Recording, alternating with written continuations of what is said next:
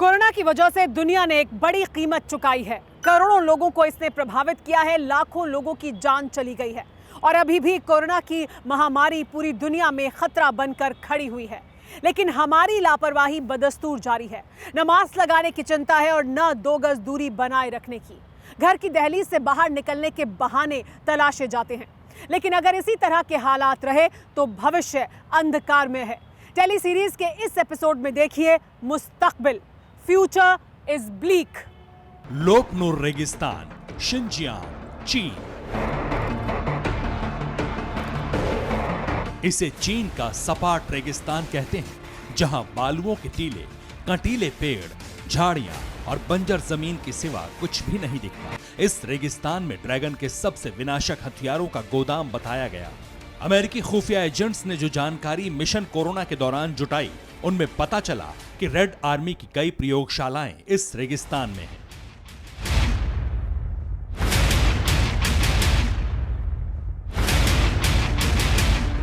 लोपनूर रेगिस्तान को ही चीन ने नरसंहार के हथियारों की लैब क्यों बनाया, इसकी भी एक वजह है।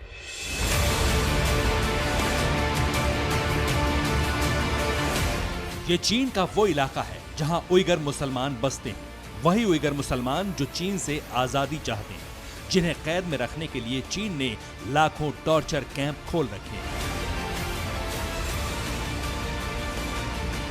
उइगर मुस्लिमों के इलाके में चीनी चांडाल अब तक हर तरह के प्रयोग करते रहे हैं, चाहे वो एटम बम का टेस्ट ही क्यों न रहा हो।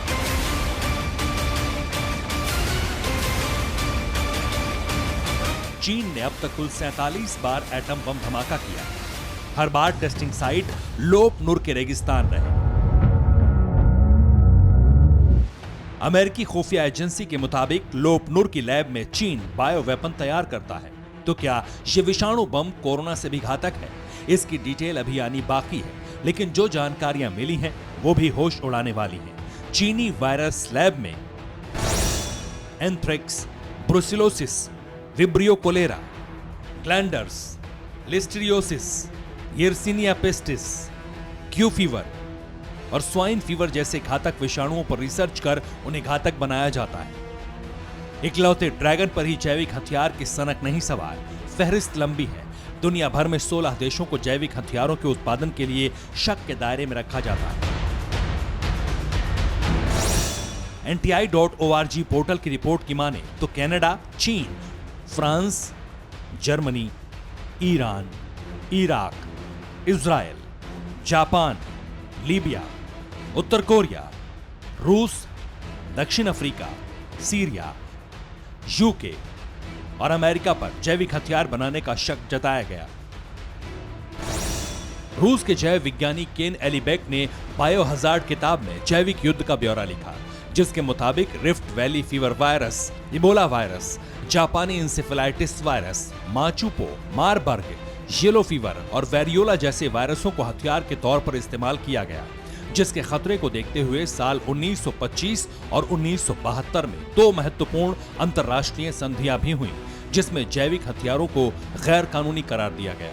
लेकिन जैविक हथियार प्रोडक्शन, उन पर रिसर्च चोरी छिपे जारी है।